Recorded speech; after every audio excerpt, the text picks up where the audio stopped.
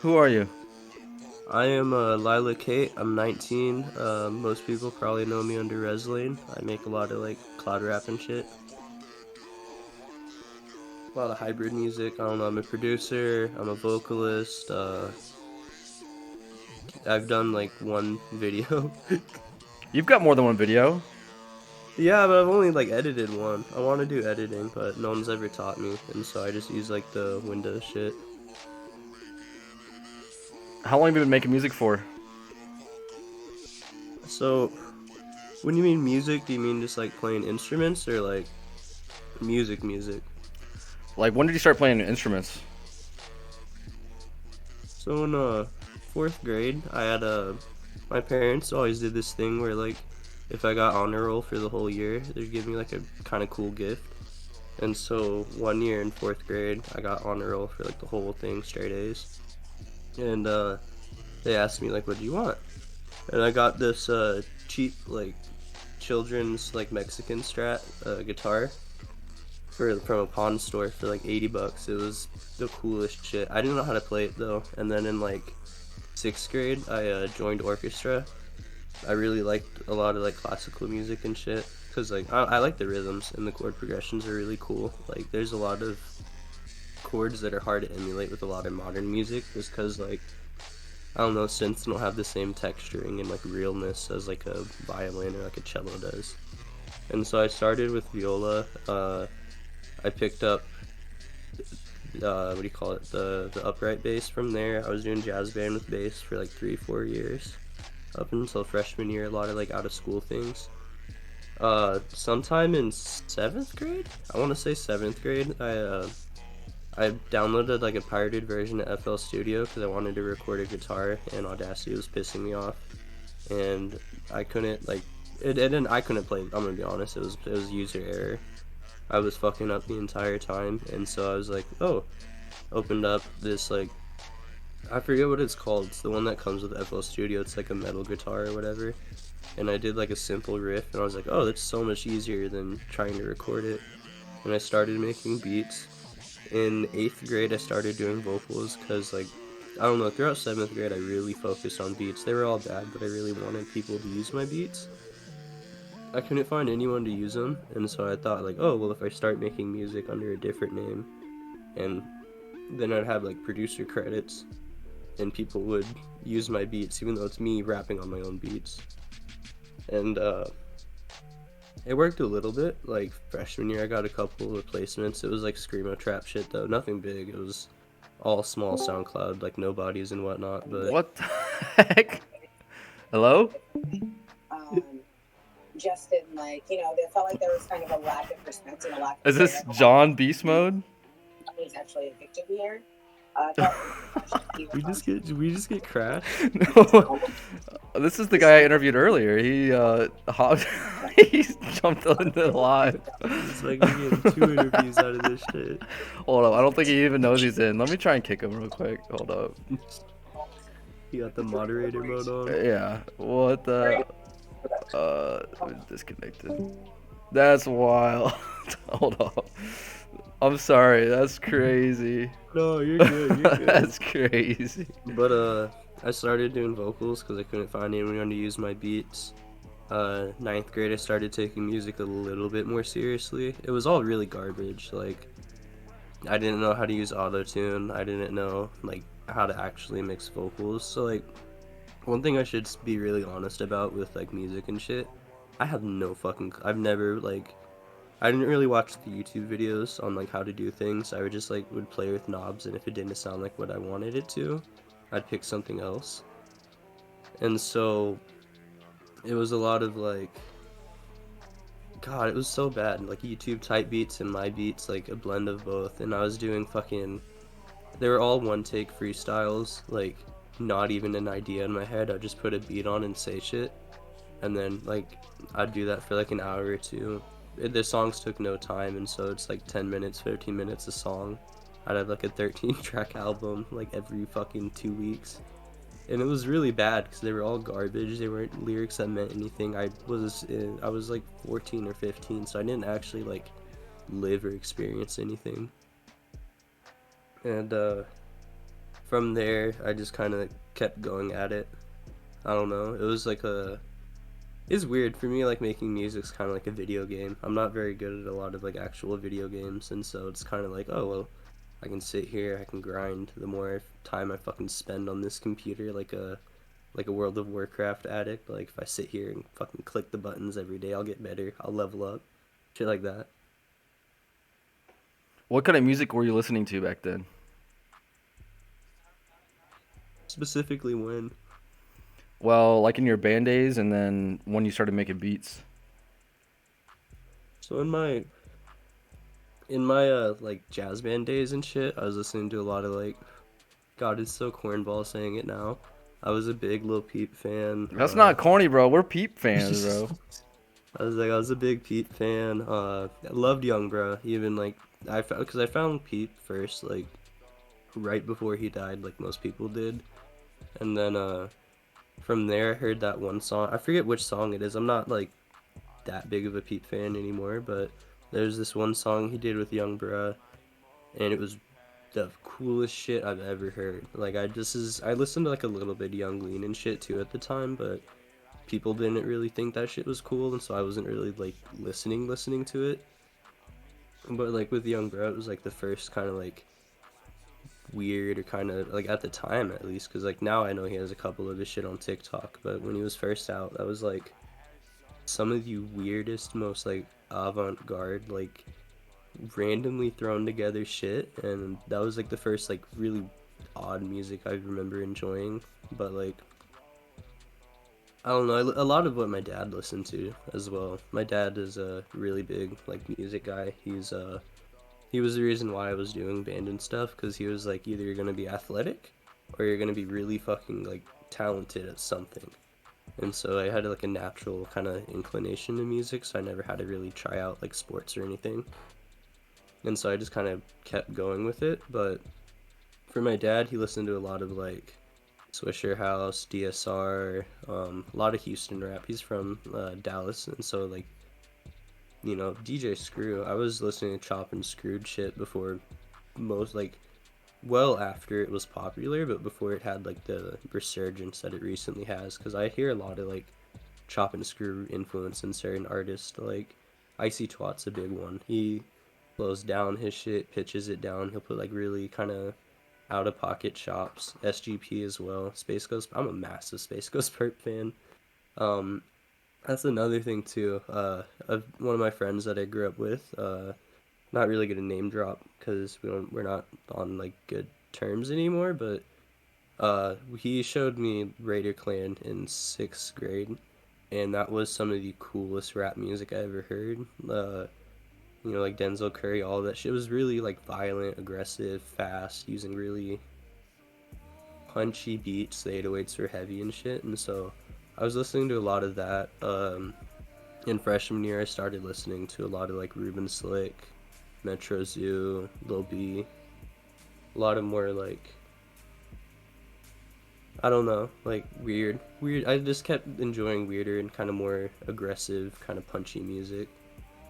Uh, Around freshman year, I found Blade, and that shit like it's funny because like everything that like I was like hearing in like Young Bruh shit, it was so much more refined. Because like one thing with Young Bruh, and I liked it about his music, but it's really makes it kind of difficult at times to listen to.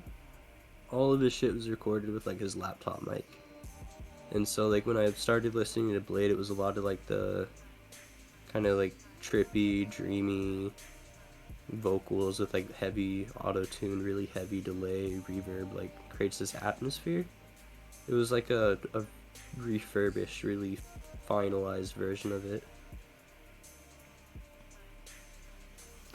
And were you picking up on those differences as you were listening, or is it kind of now that you've learned how music is made that you kind of can pull it apart and look at it?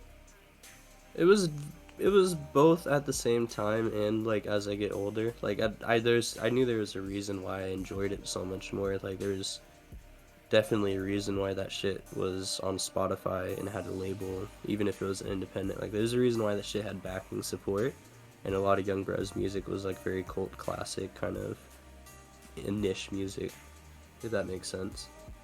But it was really like Cause I don't know, like I knew quality. I did jazz band a lot, and so like one thing that was really important was always keeping sound quality. Cause jazz is just the art of placing wrong notes in good keys.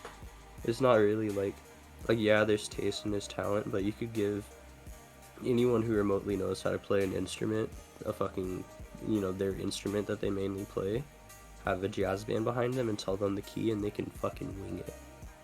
And so like a lot of the times it wasn't necessarily what you're playing, it's how it sounded. And so I did have like a small understanding of the idea of like quality in music. I just didn't have a firm understanding. Do you put any live instruments in your music? A little bit, not really a whole lot. I want to do it more, but my laptop in the past like couple months has been really shitty. There's I've made so many songs, it's kind of hard to pull it which one exactly. How many songs have you I'm made? trying- God, okay, I used to keep count. Last time I kept count, it was like 260, but it wasn't count. That was just under rezlaine, Yeah. and that was like a year and a half ago. Wow. I would say now it's probably closer to like 500. Wow. I don't know if, like, I mentioned earlier Lil B. What is this one quote that he has that's like, how are you a rapper if you haven't made 1,000 songs? Like, how is, like, you can't say that's your, kind of like the whole idea where it's like, oh, well, if you put 10,000 hours into something, you're an expert. How are you a vocalist? How are you a rapper as a living, like as a job, if you don't constantly put in work? Like, throughout a lot of my younger years, like through 16 and 17, I was recording 2 to 3 songs every single day. If I got out of school, like I never really had homework. I was really good at school, and so I'd usually just do it. I'd also didn't really know a lot of people, so I'd do it during lunch and like in class when I finished the work early. And so a lot of like, I don't know, I was recording a lot of fucking songs. I haven't gotten quite like to that same peak with music in a good while. I've been working a lot, honestly, working full time. That shit eats up all of my fucking time. I just got done with college. Well, not like done. I'm changing my degree to like a music producing degree, so I'm done doing like, I don't know. I was looking at psychology and shit, and I don't know. Psychology is kind of lame. A lot of it just kind of boils down to like, oh, you're mentally ill, and that's it. There's so little research and backing behind a lot of it, or like I don't know. For me, like psychology, I learned more about like unethical and like faulty experiments than I did about like actual mental illness and shit. And I'm sure it's different at a university. I was going to a shitty community college, but it's just, I don't know, I got really bored of it. It's just like, oh, that's it. Yeah, like, I could have guessed that. And especially, and I don't know, it's silly having to pay for something like that. But I'm trying to think. I don't know. Next question. Are you trying to make money? Like, how much money do you make off of your music? Well, off of like plays and shit, I get like 150 to 200 a month. Like it's not really like, it's good. I'm proud of it. It's crazy, but I wouldn't say it's like money to live off of. There's been like 2 times in my career where I was able to get like 500 plus in a month, and that was really fucking weird. And it was very like one-off occasions. Like it wasn't like it was going to continue or like it was this growing thing. It was more just like, oh, I had one song that did really fucking good. Cool. And that was like it. But I feel like beats and features and shit. Probably like realistically like 400. Not really that much. It's funny. Like I don't know, even as an established producer, I'm not really producing for that many people. I mainly produce for myself and Ozgov. Do you think at one point you'll be able to live off of your music? I'm trying to. It's the whole idea of like going to a music school to like learn how to engineer and like mix and actually produce. Because like especially in this day and age where people can make music the same way I did. I just pirated some shit off of a sketchy website and started playing around with buttons. Like, we're at this age where, and it happened in the past 15 years, you can rap. Anyone can make music. Anyone can make anything they want. You don't have to know how to make a beat. There's artists like, it's a funny comparison, but like TJX6 and like Miles, both of those artists, like, they don't make serious music. They're not going in there like laying down bars, but they're making a living off of their music. And it's like, even, I guess, like, doesn't matter what you make as long as it really puts something on the table. And so, like, from an engineer standpoint, it's kind of like it's a weird comparison. It's kind of like the medical industry, where like we always need doctors or we always need nurses. As more and more people start making music in their bedrooms, they're going to eventually grow out of their bedrooms and, have to move on to studios, get someone to make beats. It doesn't matter if I get any platinum songs or anything. Like, I guess the goal isn't to get industry famous or anything. It's more just to, like, make a living off of what I like doing.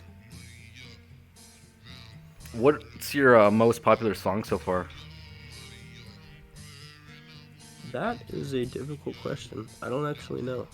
Let me go through some of my, let me open up my, the SoundCloud, and then I'll pull up my Spotify app in a second, because both of them will tell me.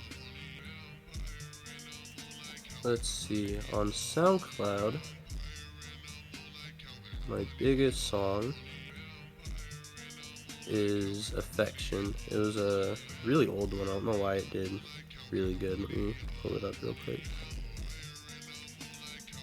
Because, I mean, like, it's not that it's, like, a bad song, per se. It's just such a weird fucking song to do good.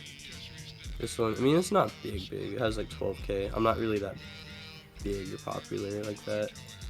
Technically, if we're being really I just sent it in the chat, by the way, on the Discord server. But, if we're being technical, I'm featured on this one Rebex song that has like 3 or 4 million, but that song's ass. I don't like it that much.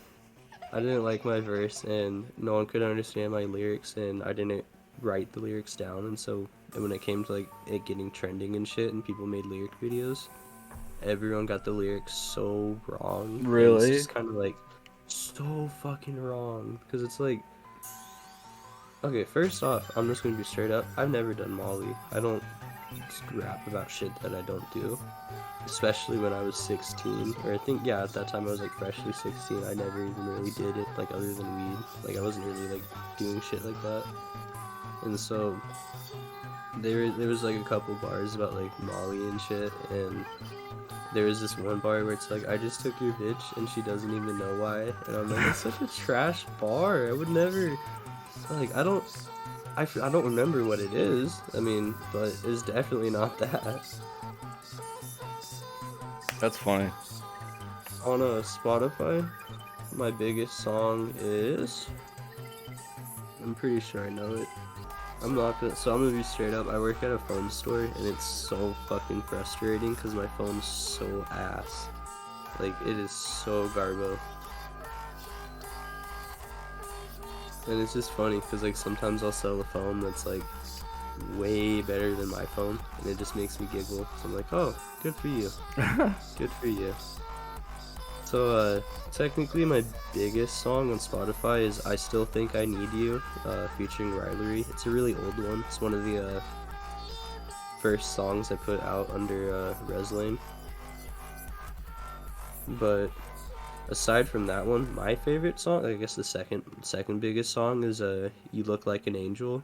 It's off of my first album. I don't know why. All my earlier shit does really good. Cause like everything from like a year or 2 years ago is fucking popping. Like even still, like that song, the one I showed you, or when I was talking about You Look Like an Angel, that one is constantly fucking getting plays. It only has like 35K, but even when it first came out, it was my first song to break 1,000. It was my first song to break 5K. Is it on your SoundCloud? No, it's on my Spotify. Well, okay. Someone reposted it on SoundCloud somewhere. Not a bad song. Like, it's a good song. It's just a funny one to You said it's called "You Look Like an Angel." yeah.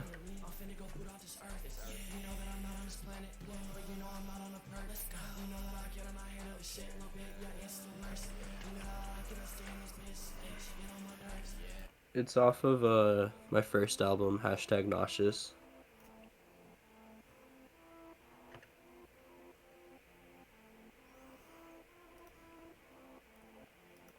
I was really edgy at that time, so I'm pretty sure the spelling on it's like really funky. I think it's normal.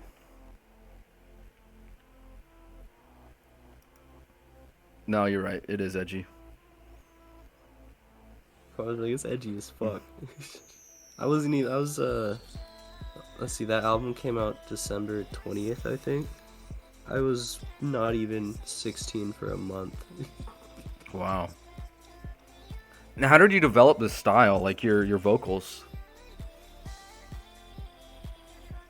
So, comes from a couple of places. As I mentioned, like previously, I was a big Young Breath fan, big Blade fan.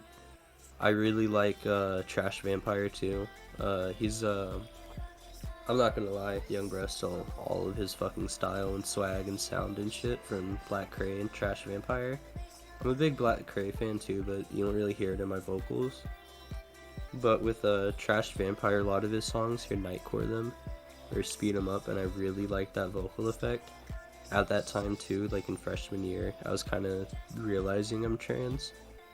Eventually, one of my like online friends showed me a Nosgov song, and I liked it. I think it was like the drum and bass one, Imaginary Place or something like that. It was a really fucking solid one, and I really liked how her vocals sounded actually, like it wasn't like it was sped up, it was a normal tempo song, but her vocals had this like strong feminine sound to it. And so like, for me, kind of coming to terms with my femininity, like the, you know, being trans and being feminine, it was, I don't want to say like I stole the, I'm not gonna lie, I definitely took heavy inspiration from it to, like, I mean, no one else was, you know, trans femme and making quality music and sounded feminine. Like, if you were trans and you were making music, you're basically outing yourself at that time, and so it was cool to see someone else do that. And so I took inspiration in the pitch vocals from Nosgov, but if I'm being honest, I mix mine like how Skrillex does his, because a lot of the Skrillex songs, the vocal chops, he does them. That was when I was younger, I liked to watch a lot of like how Skrillex made his beats and shit. Like, I'm talking like when I was in maybe 4th and 5th grade. Wow. I'd like watch like how Bangarang is fucking made, and then like he'd do it like it would be like someone else like showing how they do it, and then be like, look, so if we take the raw vocals from this song and it's all fucking Skrillex, and then they showed like how to mix it and do the pitch, like the chops and shit. Like in a lot of my earlier music, you definitely hear me abusing the chops, kind of like how Skrillex does, where it's like every chop's a different pitch and it creates like its own instrument. I stopped doing that so much just because it doesn't translate well on everything, and I was using it on everything. So you spoke about how Nosgov influenced your sound. How was it meeting Nosgov, and how did you come about making music with her?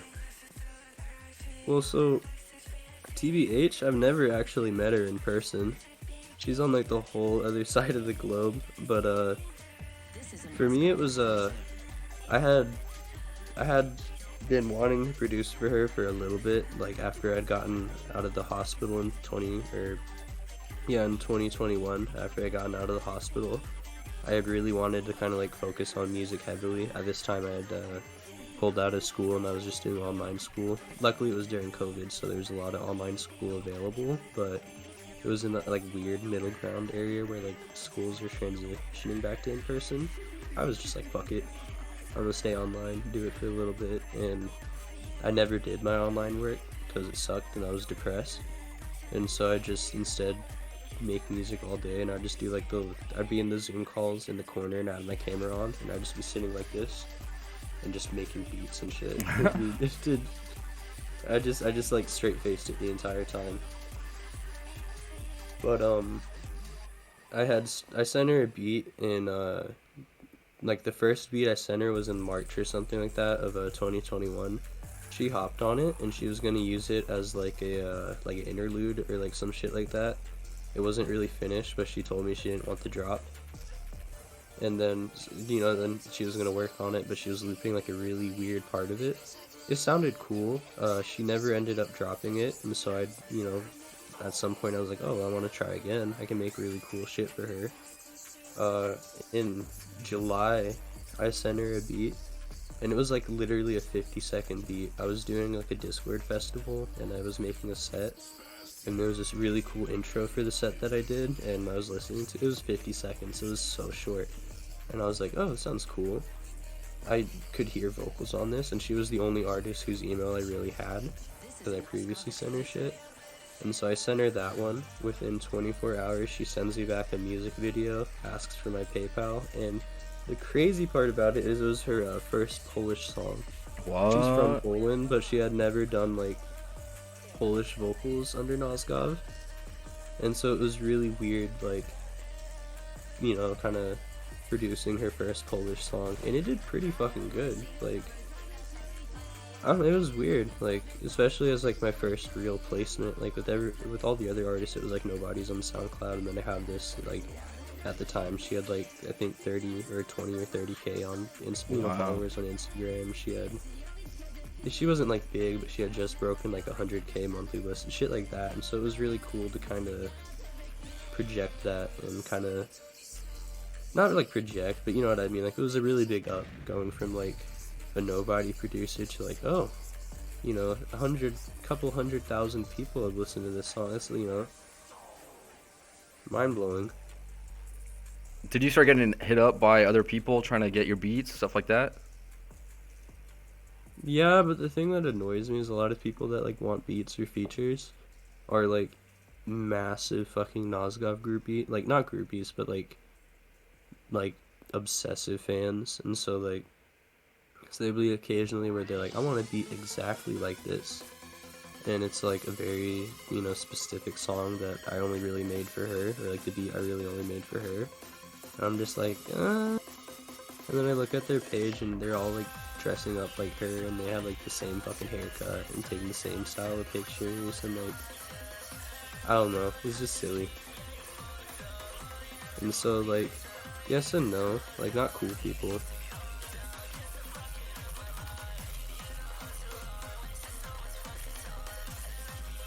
And how many other collabs have you done? Like, big ones? Like, feature-wise, or, like, producer-wise? Let's talk about both.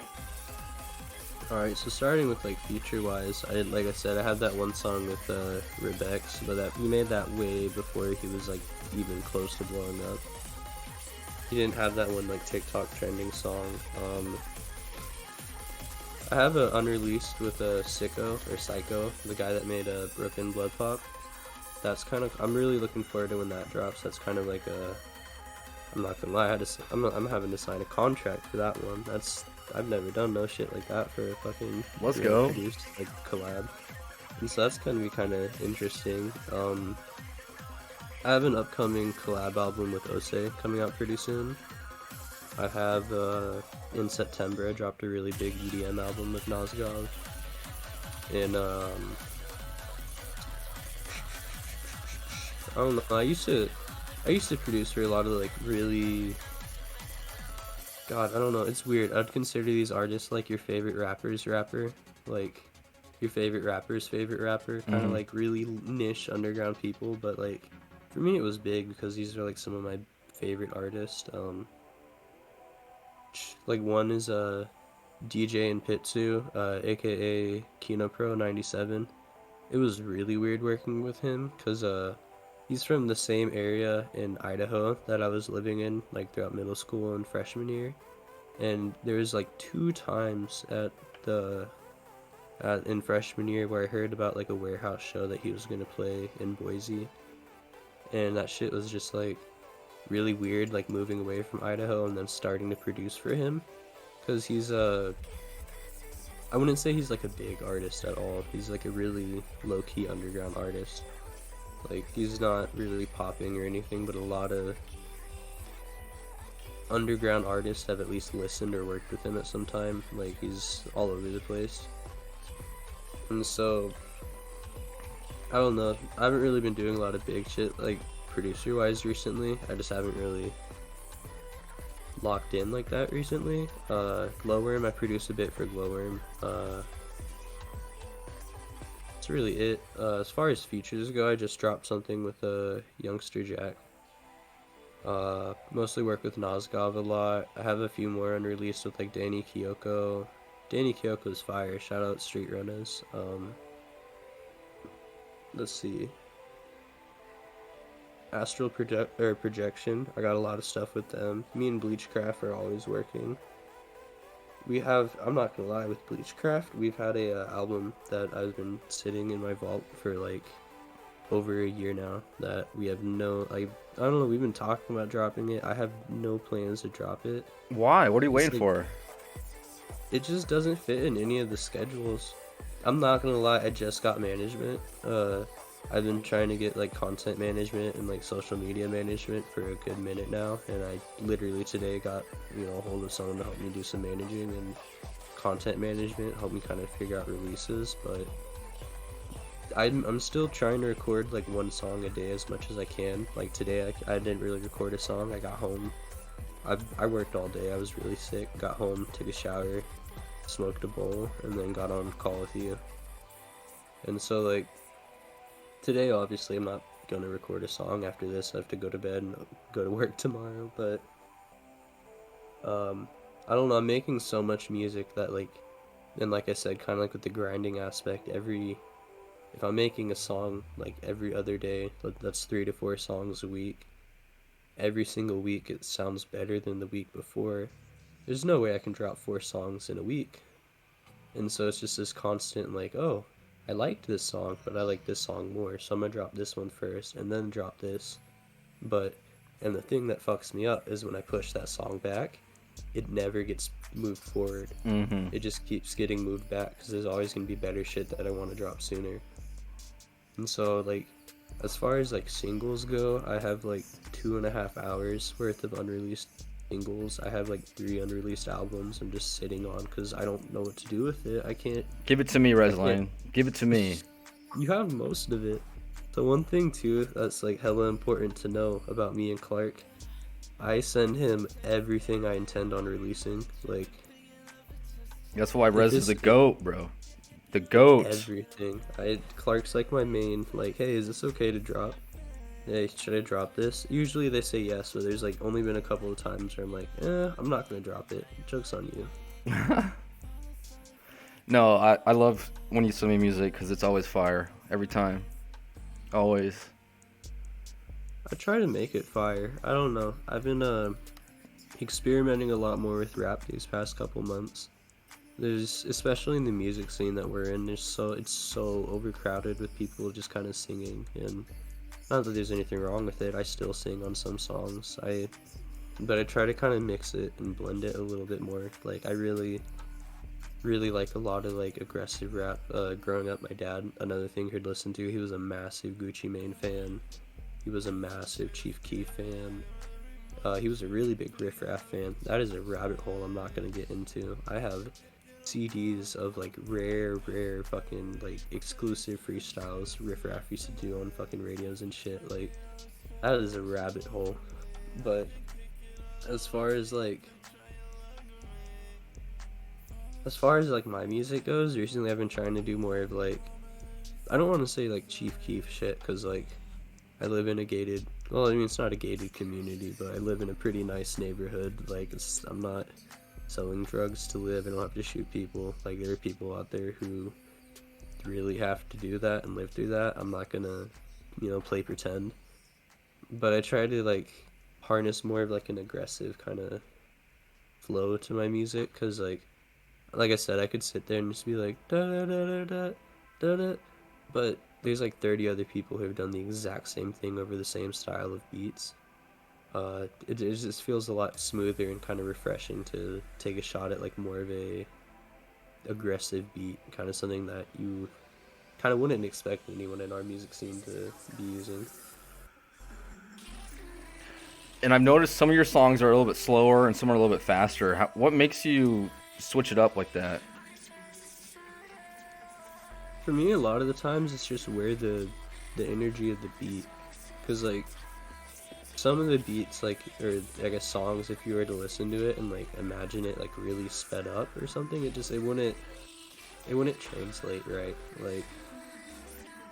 Like I guess like okay, so like I guess the inside joke for me, a lot of the slower songs, like whenever I ask a producer to send like a really slow style beat, I try to call it like a death march beat or something, because I like to.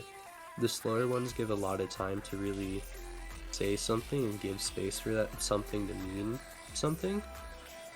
And so I try to be like really serious and presentable, and try to formulate my thoughts really well on those beats, because there's a lot of space in there for like the listener to listen to and just be like, oh, that is either a useless bar that I have way too much time to think about, or something that between like each lyric or between each 8 bar you kind of sit there and just go like, whoa, this, she's cooking. And so like with the faster ones, I either like I've noticed in my music with a lot of the faster songs, I'm a lot less serious. I'm a lot more kind of playful with what I'm saying. I mean, a lot of my songs I try to have like some root of reality or seriousness to it, but I've just noticed with the faster ones you'll hear me say some kind of goofy out of pocket shit, and it's just because I don't know, those, when I'm listening to it and mixing it, like the beat's fast, the song's fast, like even I can't really like give myself the time to think about what I said or what that meant. How do you come up with your lyrics? I used to write them. I was like I guess like during the time where I was recording 2 to 3 songs a day, those are all written. I would just be non-stop writing. I'm a really bad talker. I don't talk good to people, and I don't really pick up on like social clues and shit like that. And so whenever like I'd go out or like be around a lot of people or have something I want to say, I don't know how to say it, but I could write it down. And I've been making music for so fucking long that a lot of the times like I think in rhythm. Like, I like how people say like, oh, my internal monologue. My internal monologue is constantly drumming out rhythms. And it's funny because sometimes I'll be really fucking depressed and I'll be sitting in my room and like I'm sitting there like having these horrible thoughts, but they're singing to me. They're not like how they're like usual, like with some people with intrusive thoughts where it's like you should kill yourself. Like instead it's a lot more of like you should kill yourself, and then there's like a fucking ride. My brain tries to rhyme that with something. I'm just like, my head hurts. I can't stop thinking, but eventually this is energy. Eventually I'll start cooking, and so I just like would have these like 3 to 4 page notes that mostly rhymed, and whatever like didn't work, it didn't fit, I'd just cut out. And a lot of it would get cut out. That's why a lot of my songs, like when I was writing, was really short. Recently I started doing punch-in freestyles because it challenges me a little bit more. It makes me like approach music differently. If I don't say something right, then I have to really perfect it, whereas like I don't know, it kind of feels like I'm just like testing the rapper part of me, trying to really harness it, because a lot of the times like the realist thoughts you have are not premeditated. It's exactly as blunt and as straight out as you can say. And so like even some of like between me and Clark, the songs I've sent him over the past month all were punch-in freestyles, like From the Heart. That's one that I'm dropping on my next album in January. That one was not written. That shit I just was back to back. I just press record, do a bar, hit stop record, open up another track, press record. And I was just doing that for like 5 to 10 minutes. I exported it and I started mixing it, and it sounded pretty fucking cool. And so recently I've been doing that. Occasionally I still write a song, but I feel like writing a song just kind of takes the piss out of it. And so a lot of your songs are kind of like dark. Where does that stem from, if you don't mind me asking? A lot of it stems just from my own like personal insecurity. A lot of the times, like the people like a lot of the people that I talk about in my music or reference are real people that I know, or that's why I'm really careful on not name dropping anyone. Is just because like a good chunk of these people know I make music on the side, and God forbid I don't want to start some like really really dumb shit because I'm like having a mental moment and I hit record. But a lot of it just comes from like really personal experiences, shit I've been through, shit like that.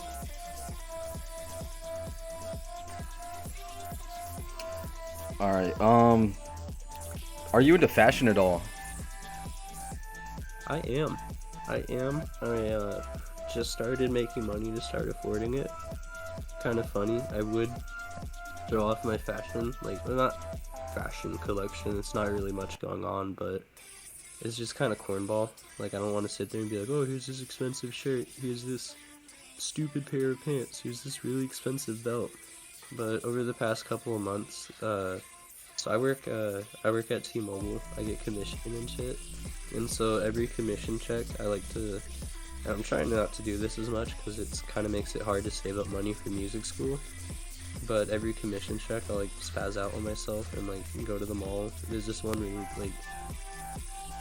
Okay, where I live in like a really rural part of Oregon. We have like a population of just a little bit over like 80,000. There's not really much going on. We used to be a railroad town, but we're not really doing anything anymore. There's nowhere really to get like really expensive fashion clothes. And so in the past like year or two, there's this one place in the mall that opened up. It's mad fucking overpriced. I'm not even gonna dance around that. There's this one hat that I bought from them that was like $100 and then I go to fucking Grailed and I see people selling it for like 60, and that shit had me so fucking mad. Like, and it was a cool hat. I would have bought it for like 60. I bought it for 100. I would have bought it for 100, but like just seeing that kind of pissed me off. And so, well, I mean, that's also the only place to get cool clothes though, and so it's just kind of a complicated relationship. But it's like a big like fashion reselling place. Like, I've gotten a couple of pair of Adidas and Nikes there. I've gotten a V-Lone tee there. I got obviously a hat from there. Got a Supreme shirt from there. But also just like the other thing too is like that shit's really expensive, and so I work like 5 to 6 days a week, and so it's not like I'm gonna be selling phones with a fucking V-Lone tee. Like they don't really let me do that, and so the only times I have like off, I'm usually like out with people, or like, and when I mean like out with people, like I'm out. There's nothing to do here. We just like go explore the forest or like smoke a fuck ton of weed or drink and shit, and so all of those are areas where I'm totally getting my fucking expensive t-shirt or like expensive pants, shoes, whatever, fucking ruined. And so I don't know, it's I don't really wear it that much. I don't really show off fashion. I've been wearing this hoodie for 2 years now. 3 years almost. It's my favorite hoodie. Hell yeah. Video games. You been playing video games? I have. Recently I started playing Borderlands 2 again. I have a really complicated relationship with games. When I was younger, I used to be like obsessed. That's all I would do. The second I got off of school, like second I got home, I'd do my homework, eat a snack, maybe fucking play games until bedtime. And so throughout like I got really burnt out like really quickly, and by the time I was in my teenage years, I was really only playing it with like school friends and stuff. When I was 15, I stopped talking to a lot of my friends and like a lot of people from school and kind of closed off everyone, and so a lot of times I'd be playing games by myself and it was boring. Like, it just wasn't the same, and so I'd go back and just make music. Recently I started playing, I'm trying to think of the game. Warzone. I've been playing a lot of Warzone. That one's pretty fun. I mostly just play it with my dad, I'm not gonna lie. I don't, like, my dad's kind of simple. He just plays video games, and so, like, it's really the only way I can bond with him, and I don't mind it. I mean, video games are fun, and I still get the same social interaction. But aside from that, I'm not really much of a gamer. I like a lot more of, like, long story games. Like, I'm a big fan of the Resident Evil series. I know that's not long, but really big fan of the Resident Evil games.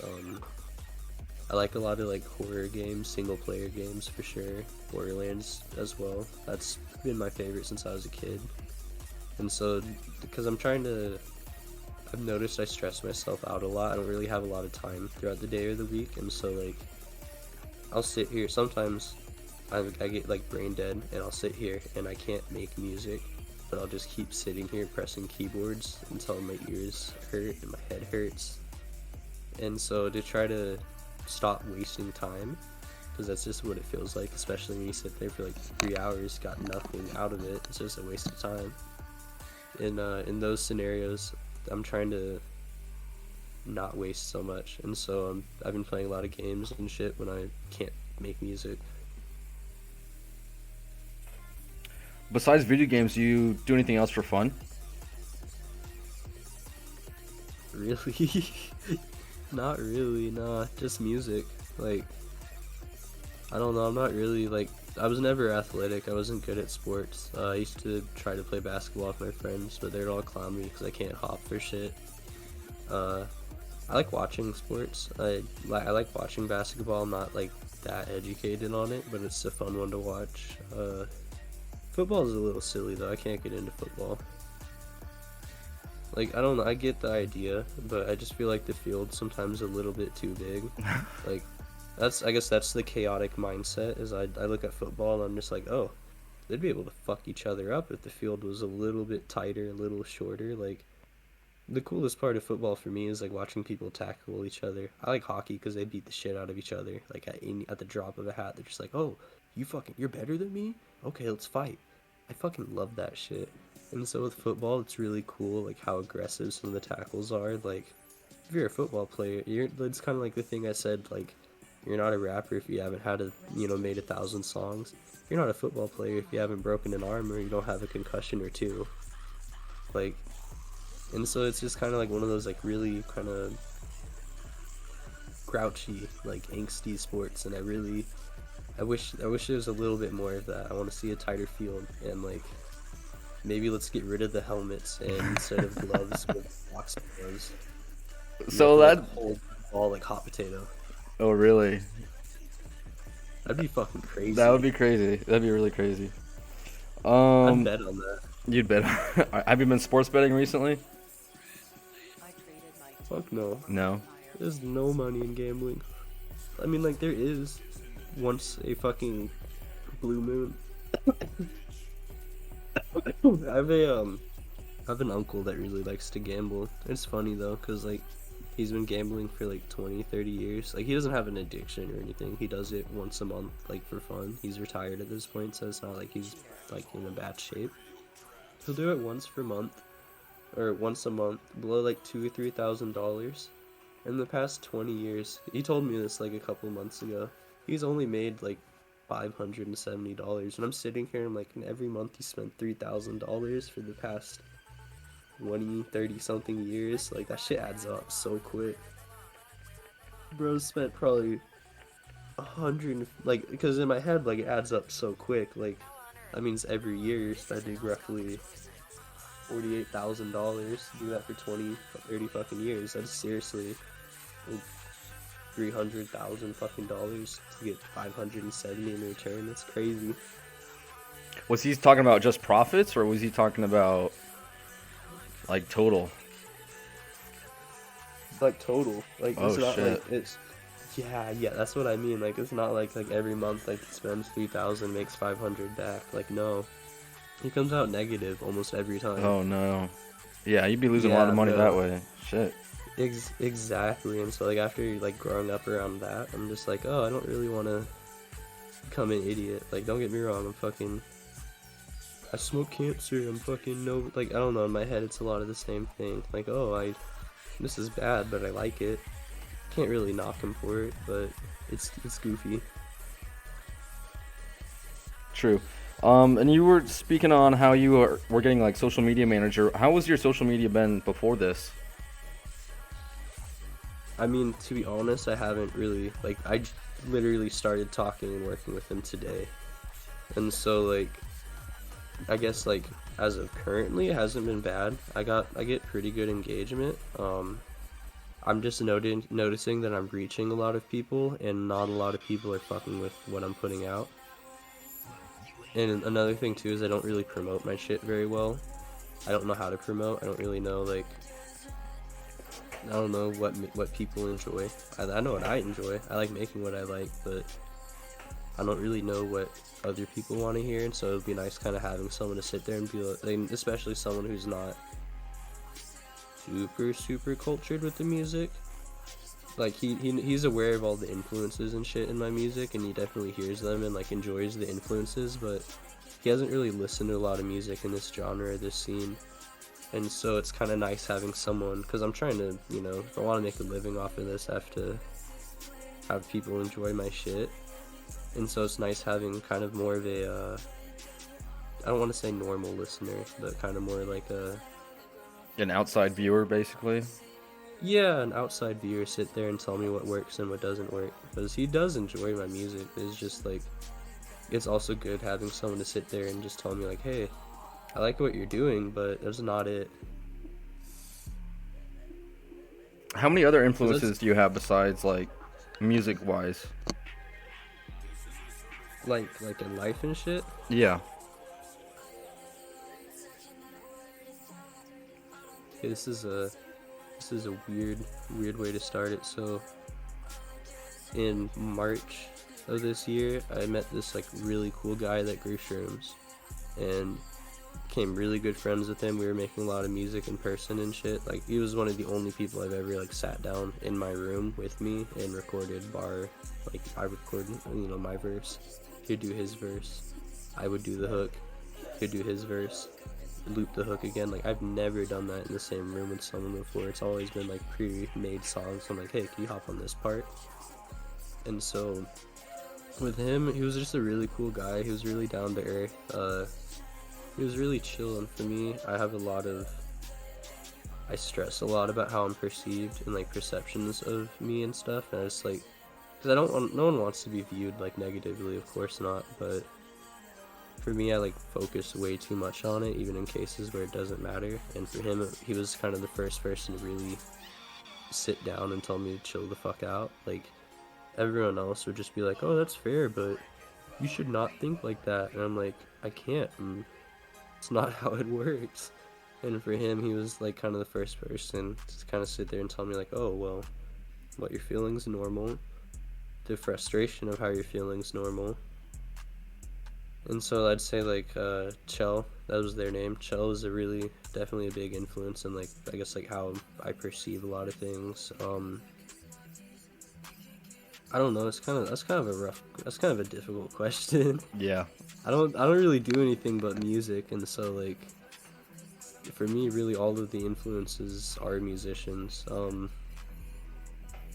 like a lot of, I'm not gonna lie, influence wise, on a different note, Kerwin Frost. He's a like a fashion designer. He just did that big ass drop with McDonald's. That shit has me giggling. But he's a really like larger than life creator, and I really like him because like a lot of his pieces and his artwork really reflects this like touch of childhood, like, because it's so easy, like, as you get older, like, a lot of times you don't take on responsibilities are handed to you. And like, for me, I had to grow up really fast. My mom was disabled when I was younger, and so like, my dad would be like her caregiver. It would be difficult to watch the kids and take care of my mom all at the same time. And so like, as soon as I was in 6th, 7th grade, like when my mom really started getting sick, I was pretty much like always, like, I was the older sibling for sure, but like almost like, I don't want to say like a third parent, because definitely not that, but like at times it was very much like, hey, whatever Lyla says, that goes. And so with him, it's really cool seeing someone who's just so not like detached from adulthood, but like someone who never let himself like really grow up. Like he grew up and did cool things, but like he didn't grow up like how me and you are like, oh, we have to get a job, we have to pay rent, we have to. He was just like, oh, I have a, he has a stable living. I'm just gonna make shit. And it's cool. It's cool to see that. Like, I don't know. I think we need more of that. Like, and I'm a big offender of it. My music's very dark and kind of, you know, not positive, not innocent, really. And so, but I guess my thing too is it's really hard because like you have artists like Xavier so based and Netspend, Fresh Boy so swag. I think that's his, I don't really listen to a lot of those artists, but like all of those artists are already established and like their whole thing is the tongue-in-cheek approach. And so I don't really want to like start trying to do that and then be perceived as like, oh, you're following a trend, you're doing the same thing these people are doing, which like would be unintentional. Like I wouldn't really be trying that, but I don't know.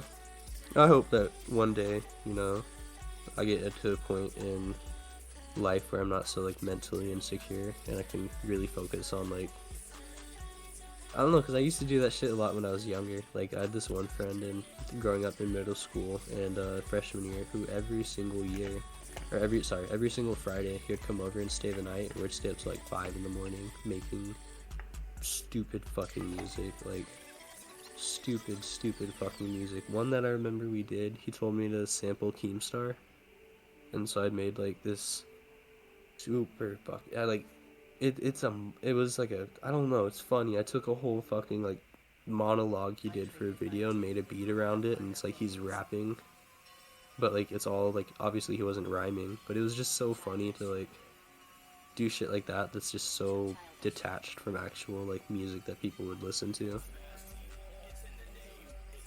Is that track out there online? I hope not. I mean, I never put it out there. I don't know if he ever did. I remember sending him the MP3, but We need the Keemstar track for real. I don't think you need that. We do. Hello. Trust me, we do. All right, let me ask you this. How's your fan interactions been? Oh, I want to be nice. You are the best fan interaction I've ever had. I will start it with that. Clark is awesome and Clark is normal. You guys should be like Clark. I'm cutting this out, by the way. I'm cutting this out. I don't need that. Nah, hear me. This is real shit. A lot of people are really fucking forward and don't, and I get it. I'm a big offender of like social awareness. That's the beauty of texting, is you can read what you're about to send someone and like finalize it and perfect it. A lot of my fan interaction recently, and it's not a bad thing, it's so much ass kissing. Like, it is fucking ridiculous. I'm not even that big, like, and I mean this in like a genuine way. Like, I have music out that does good. I'm established. I am not big enough to like ass kiss up to. Like some of these, like, you know how like the opium pages and shit be like dick riding Ken Carson and shit. I have people in my fucking DMs doing that shit to me, and it's just like fucking crazy. I don't know. Like, I can't imagine getting any bigger. And especially like, and it's cool. One thing I will say that's really cool, and this is unrelated to the previous thing, like this is something just I've noticed over time, because like not every fan is bad like that. Those ones are just the ones that stick out a lot. Every once in a while I'll find one that's like really approachable and I can talk to a lot, and like they'll mention where they're from and like how long they've been listening. And it's fucking crazy, some of these places. Like, there's not that many people in my hometown, if any, in my hometown that listen to me. But I can sure as fuck guarantee there's at least 10 people in Moscow that listen to me. Or there's, throughout all of Japan, there's like, I think 40 something last time I saw on my Spotify listeners. Like, it's really cool to see that whole, like, globalism, like, aspect. Like, there's when the first Polish song I produced for Nozgov dropped, some, like, Joe out there wanted me to do a DJ set, and I was like, oh, I mean, that's crazy. I'm not from Poland. I can't even afford to go there. I'm 16. Like, I have school tomorrow. And so it's just like, it was really cool. Like, it's really cool to see like the whole like worldwide presence. Like, I don't have to be known in my city. There's a lot of people who at least have heard a song by me across the entire world. Wow. And what do you want to move around somewhere else, or are you gonna stay in your home? So, I mean, I really like the area I live in. It's a really niche area. It's like, God, okay, so Oregon is one of the first states to like legalize cannabis across the board, like all the way across the board. And so you like, and we did that in like 2013 or 2014. And so like, at this point, weed's definitely like locally established. And so, and another thing too with where I live, it's like a really rural like country area. One thing I don't like about my area, in the city I live in Medford, Oregon. Under 50 years ago, this town was a practicing sundown town, and that's just like, what the fuck? Like, I guess like that gives a little more context. Like, it's a really weird area to live in, because like, you have these old people that like have lived in Medford for 70 something years. You know, probably witnessed like, you know, their parents being like, you know, doing some crazy shit. They still have like, because you know how conditioning is, what your parents believe in, you tend to believe in to some extent. I mean, I guess in like stable households and like good households, but it's like with a lot of these kind of older people, you have these like really racist, redneck, like, I don't know, like really redneck racist old people who smoke so much fucking weed and all listen to country music and Nickelback and love football and beer, and it's just fucking, it's weird. But I really like the like forest area. One thing about Oregon is we have like almost one of every possible kind of like biome. Like, I guess we don't have rainforests, but we have like deserts, we have dunes, we have waterfalls, we have geysers, we have, if I'm correct, I think Yellowstone's like not too far out of Oregon, but like, or maybe it's Idaho, I might be a little wrong, but my point is that like, we have so much. The center of Oregon's a big fucking desert. You have ghost towns everywhere, like, and outside of my city, like all the towns outside of my town are so much smaller. Like if I go an hour up, there's towns that only have like 800 something people living in them. The only documented history is in their local museum. Like, you can't research anything online, and I really like that. I like a lot of the country areas. Like, my friend has a really big property. I like to go to his property. It's like 27 acres. He has a whole hill. He has like a creek that goes through it. When I was mentioning earlier, like I like to walk around like in the forest. I'll just go like one day. I'll just be like, hey, what are you doing this morning? Do you care if I take a joint with me and we just like walk through your backyard? Because it seriously goes on for like fucking ever. And so like, I guess the game plan is to always try to live around here. Right now I'm looking at the Netherlands for my music production degree.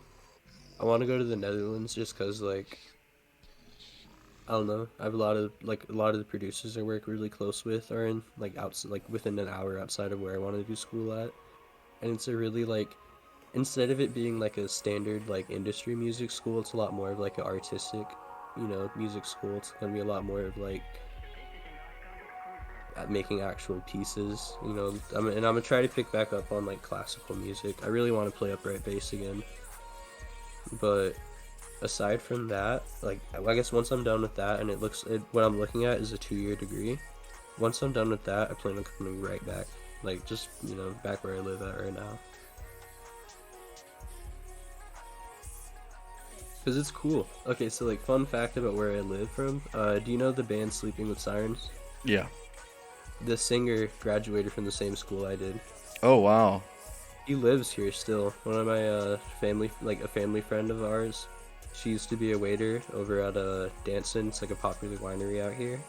He goes there all the time, and it's really fucking crazy. Like, And I was a big Sleeping with Sirens fan. I love Kellen Quinn, and so it's crazy to like listen to some of these songs and like I relate to it, and like I'll be sitting there and I'm like, yo, I see people the exact same way, and it's like, oh, we're talking about the same people. Like, because it's a really specific rural area. Like, there's nowhere, I feel like at least, and I lived in Idaho for a long time. Idaho's a weird place too, but there's nowhere else quite like us. I'm yet to find another city like Medford, Oregon. Hell yeah. What is your anthem song? Did I already ask you that one? You did not. That's a good one. Alright, so my anthem song right now, I'm really happy you asked this actually.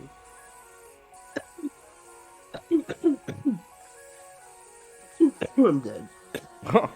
Alright. You're good. Oh, fuck. You're I good. hate being sick. I can't wait to get over this. Knowing me, it's gonna take like another week. But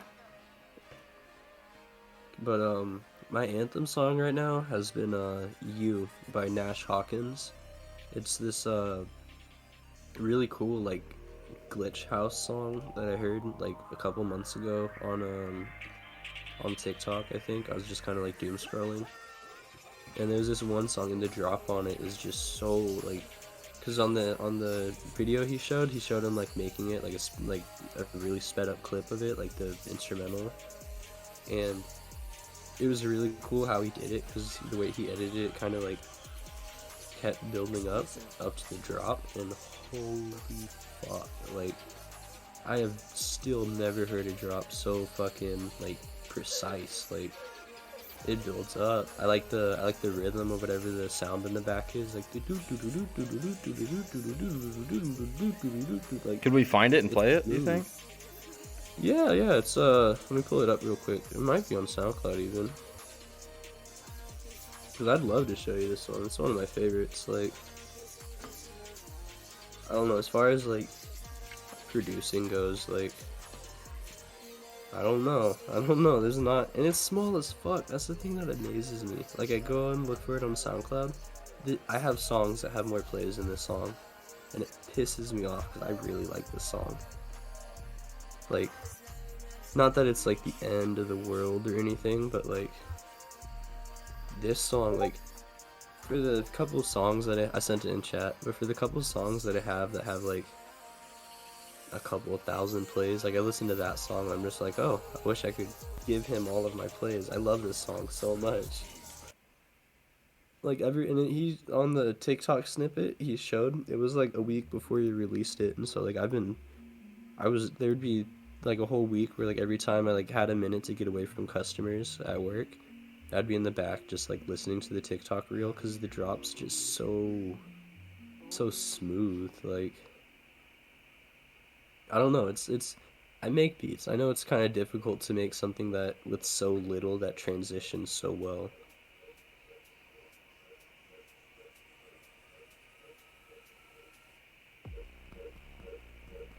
That, and I might be autistic, and so the what is it, the melody, the doo doo doo doo, are you listening to it? Mm-hmm. Yeah, you hear what I'm talking about, the like weird fucking like spoon thing in the background. I fucking love it. It just has like such a good feeling to it, and then it turns into like this like rhythm D&B song in the middle, and then it goes right back to like the glitch house.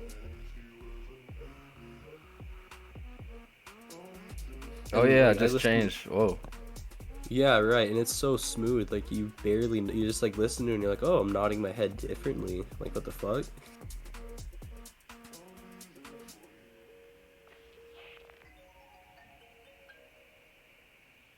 I like EDM a lot. I didn't like it that much when I was a kid.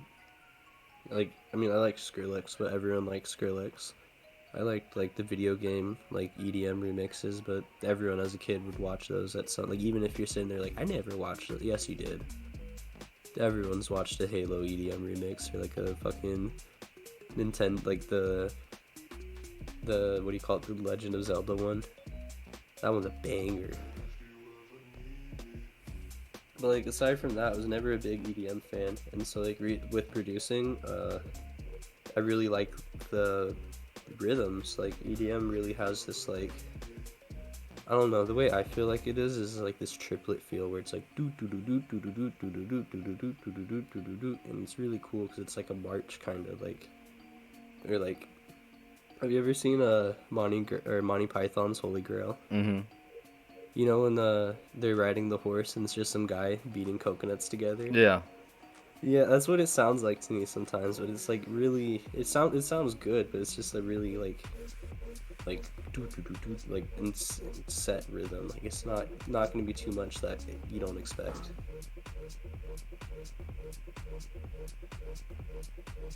I still can't get into dubstep though. Yeah, I kind of moved away from dubstep. Like I don't know. For me, it was just like it got to the point to where every song sounded like a YouTube intro. True.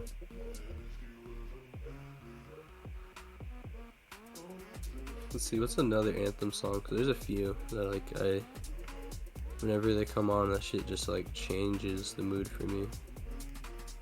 Anthem songs.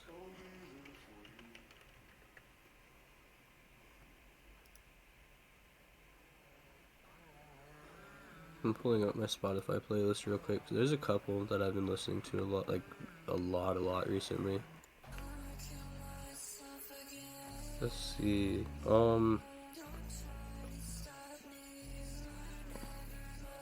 Every time I listen to your music, rezlaine just hits me right in the feels. Every time. I mean, there's some times where I'm listening to a song, and cause like for me, I know like all the meanings behind it and shit, cause I'm the one that wrote it, and like occasionally I'll have that one song where I just like start crying. I don't know why. I'm just cause like I already know what happened. I already kind of cried over it. It's just like funny to listen to it again and be like, oh, sad.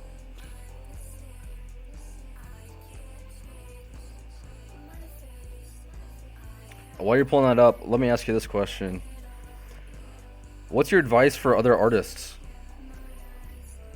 Put as much out. There is no such thing as putting too much music out.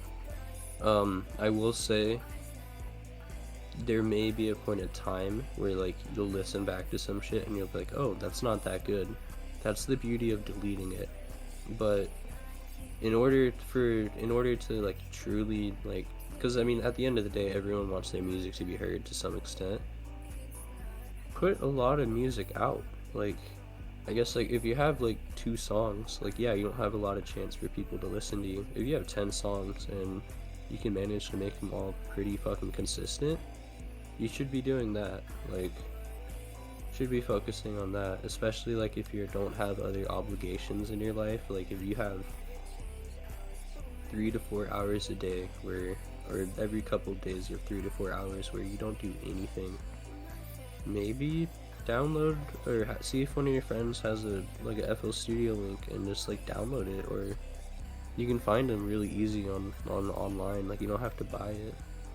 Just take a shot. Like even if you don't like your vocals, you don't have to record vocals. That one song I showed you, You by Nash Hawkins, that one, like it's not his vocals, that's a sample. Like you can make crazy shit, like even if you never release it. Like even though I know that like your question is definitely related to like artists that release music, like even if you don't plan on releasing it, like it's good to test your brain like that. The brain gets so used to these thought patterns and this routine where like sometimes like music's all you need to break that routine, because like it's not like every time you sit down at the computer you're gonna make the exact same beat every single day. Like you'll hear different sounds, you'll play with different rhythms, you'll think in a different way, a lot more of a deconstructed way. It's just good practice. But like even like if you're trying to get big and shit, like just release music. It doesn't, like there's no set goal. Like you don't have to release once a month. Release every other week. If you make too much music, release once a week. If you make so much music, release twice a week. No one cares. As long as it sounds good, you're doing good. And even if it doesn't sound good to other people, if you're sitting there and you fuck with it, like, you fuck with it. I mean, there's one thing that Rick Rubin says. He's like a rap engineer, a rock engineer, big music engineer. One thing he says is that at the end of the day, it doesn't matter what the listeners want. If you're sitting there and you're making music for the listeners, you fucked up. You're not making art. You're just making sounds. Anyone can. I mean, and that's not a bad thing, but like, when it comes to the music, if it sounds good to you and everyone else is sitting there like, dude, don't drop that. That sounds horrible. If it sounds good to you, it's gonna sound good to someone else. And with as many people in the world as there are today, there's never just one person. Like, no one is perfectly unique. There's someone else in this world that I don't even know about that probably doesn't live in the same country as me, that likes a lot of the same like video games, or at least concepts, that like the same fashion, that listen to the same music.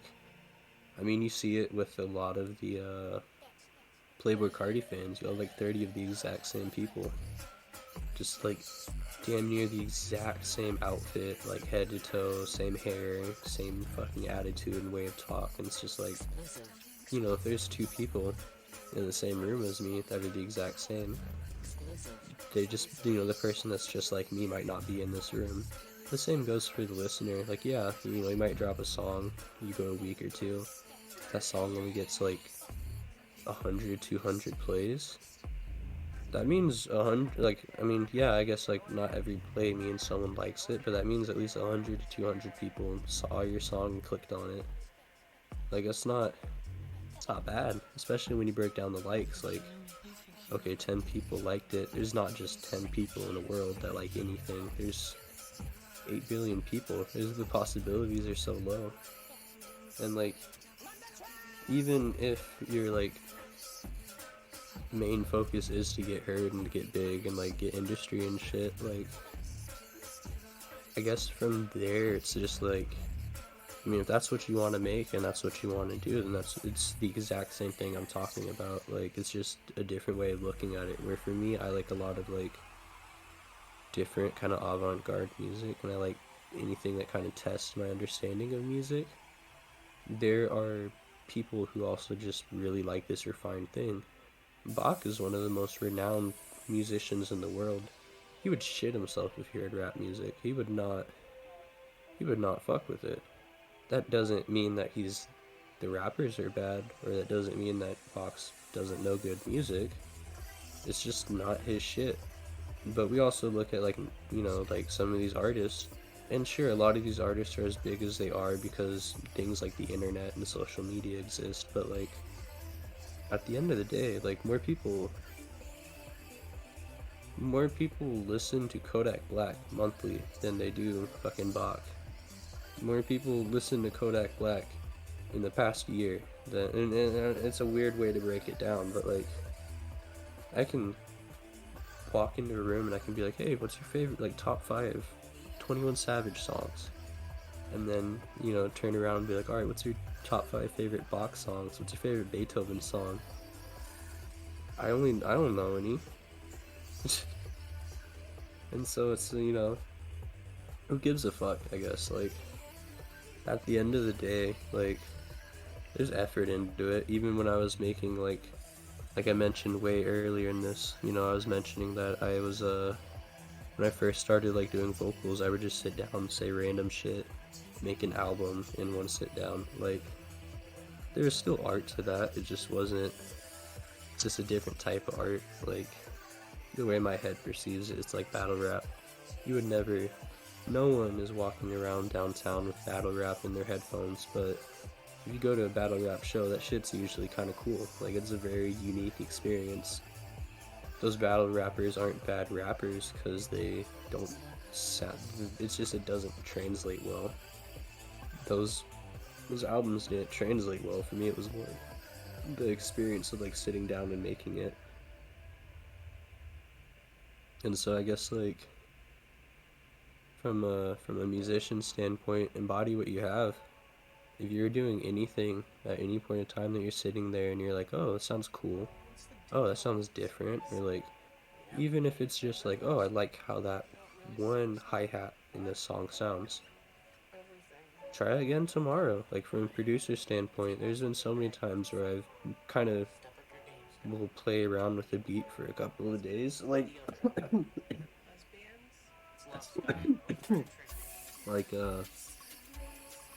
let's see, there's one Nosgov song that I produced. It's featuring Roju, and that beat, I had this guitar loop sitting on my computer for like a week. I got it from a website, and I had this guitar like loop or sample just sitting on my computer, and like every day for like 3 to 4 days in a row, I would take the sample, put it in FL Studio, and like try something different. And over that like those like 3 to 4 days, I noticed like, you know, the first beat I made would be like, oh, this is terrible. I like the guitar sample. I want to do something else with it. And the next beat, I really liked the hi-hats. I liked the hi-hats, and I really liked the snares. I hated the 808. It just didn't move right. It didn't hit. It didn't have any punch to it, and it didn't have any like movement to it.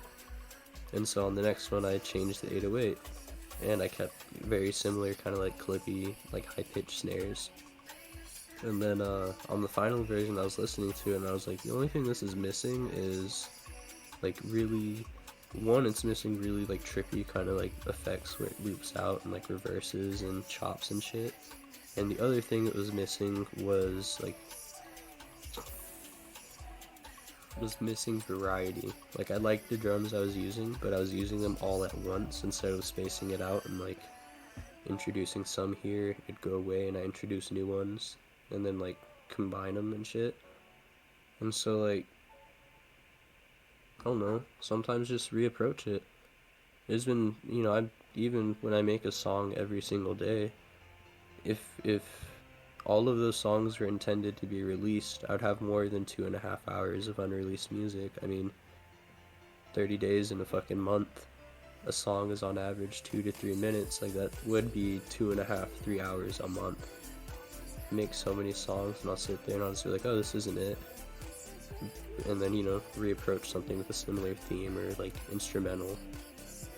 Because sometimes, like, what you have, like, you're cooking, you just don't have the right ingredients. You can make a pretty good like chicken Alfredo, but if you don't have the chicken, you can't make a chicken. You just have Alfredo. You can't sit there and be like, hey, I made you chicken Alfredo, and there's no chicken. Like, but you have a really fucking good base. You have, you know, good texture noodles. The sauce tastes good. There's no chicken. Come back tomorrow with chicken. It's like kind of that approach where it's just like, okay, what I'm doing today doesn't work. Doesn't mean it won't work tomorrow if I try it a little bit different, because it's perfecting a craft. Like I mentioned it earlier, music's a lot like a video game. You know, I can't approach the big final boss and make, like, no one's first song is a 10 out of 10 like Drake Billboard Top 100 song. And so like, you gotta keep coming back, and you have to be open to criticism and getting better. That's another thing too, as I see a lot of artists kind of be really stuck up and like, I like what I'm doing because it's cool. Sometimes what you need to get better is just to listen to what other people say. Like, one thing for me that really pissed me off was that and I didn't know anything about vocal mixing, but I knew a little bit. Like, I knew how things sounded and what they did. There was a lot of my music friends are telling me to like turn up the bass in my equalizer on my voice because it sounded really crispy. And I was listening to them, and like, I'd try it out and I'd be like, no, I think it sounds better crispy. And they're like, well, I mean, it's your choice. And I guess it kind of defeats what I said earlier, but like, I guess what I'm saying is a little bit different. Like I guess with the actual sound, like, if you're gonna show someone like, hey, what do you think of this song? Yeah, there's a good chance they might not say anything, but you should expect, you should always have that one friend that will sit there and be like, hey, I'm gonna be honest with you. I like the beat. I like the way you mixed it. Your lyrics are not it, or these vocals are not it. Like, but like, it can't just be that. Like, they have to be a little more like, yeah, what I would do differently is I would instead try shorter lyrics or try just rewriting the song. I think you have a good flow. Shit like that. Like, you have to be open to criticism. There's been a couple of times where I have a song that I really like, and I'll send it to like a friend, and he'll sit there and be like, I like it, but you should change this one part. And so like later that night after he leaves, I'll like be sitting there and I'll listen to like that 20-second segment, and I'll be like, oh yeah, I didn't notice it, but he's right, I should make that different. Wow, that's some good stuff right there. Hell yeah. So right now I'll let you open floor if you want to talk about anything, and then we can move into like shout outs and stuff if you want. Alright, bet. Okay, so I get to interview you now. Okay. Just so you know, I'm cutting out everything about me. Just so you know. I'm just fucking around. Okay, good. I wanna go back to like music I've been listening to a lot recently. Okay. Let me pull up some, because I don't know, I like sharing music a lot. I like music. Music's cool.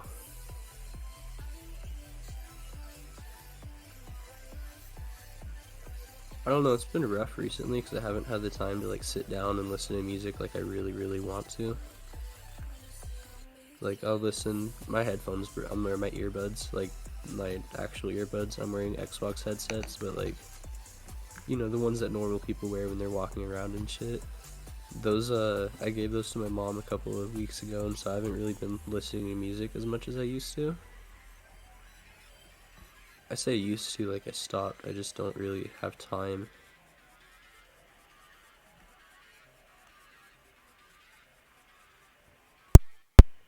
Alright, so one artist I've been listening to a lot of, and it's weird. Over the summer, Nasgav got me into like a lot of like Brazilian funk producers and vocalists and shit. Yuri Redicopa is such a good vocalist, like, and I don't speak Spanish or his native language, and so I don't know what he's saying or anything, but just the way his vocals are on these like really weird fucking beats, I love that shit so much. Trying to think of what else I want to touch up on.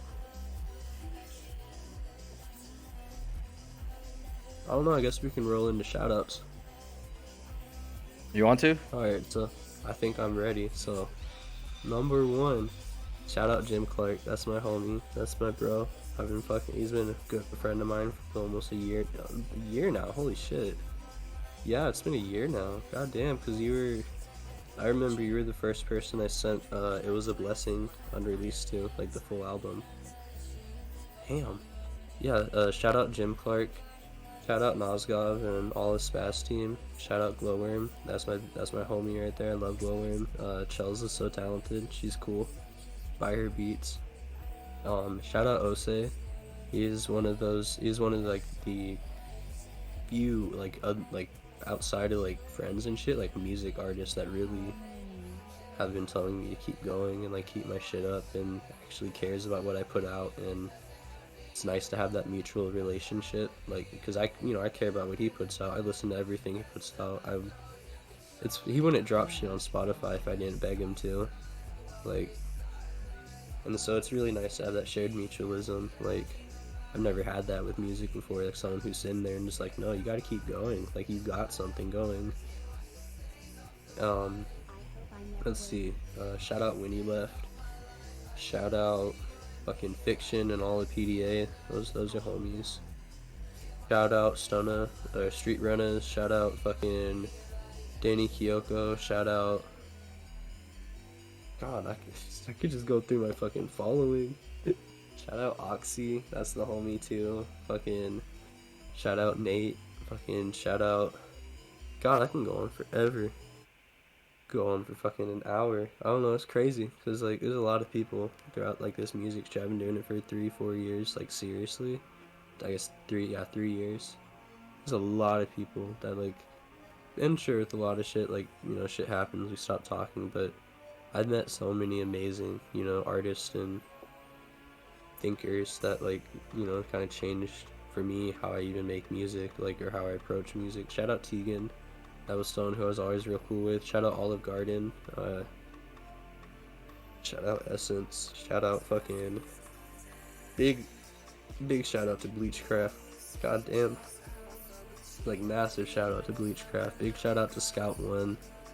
Shout out to Ricine, Kaios, fucking Delusion, Rain God. Rain God's a big one. Like, I don't know. I mean, shout out every fucking producer on the songs. Like, if I didn't make the beat myself, I couldn't have made that shit by myself. Shout out Sorrow. Holy fuck, we can't even begin there. Big shout out to Sorrow. Yeah, what's up?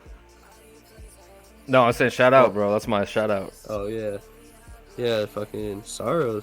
God damn, I've still never been a producer that I've heard that's just so locked in. It was the other night where like I haven't talked to him probably in like a month or two because we're just always on different time frames and shit. And I was just like, hey, whenever you get a chance, send me some beats.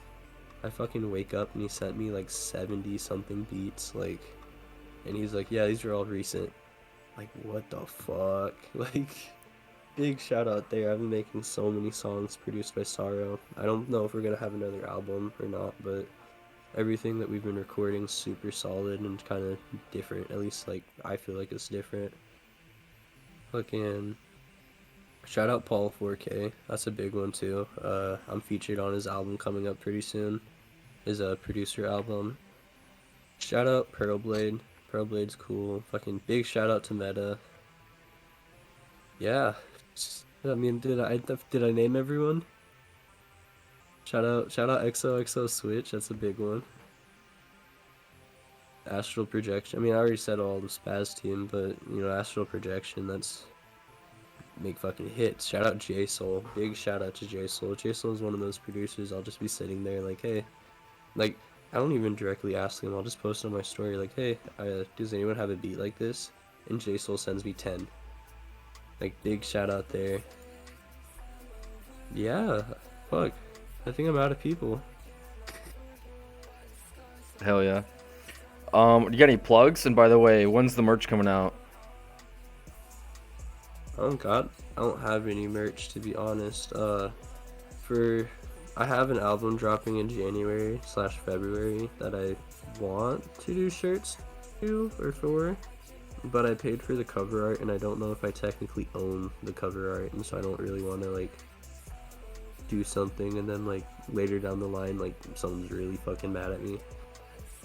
I'd rather be like really respectful about it, and so I don't know.